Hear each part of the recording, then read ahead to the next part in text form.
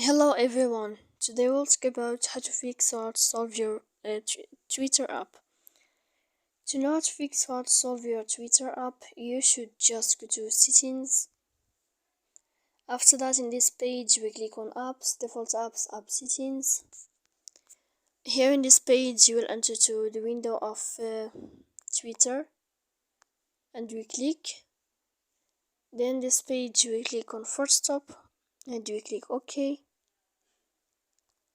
Here we click storage.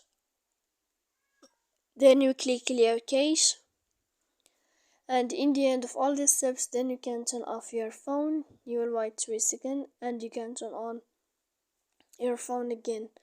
So please don't forget to support us by like and subscribe. See you next time in another video, and thank you for your attention and your watching.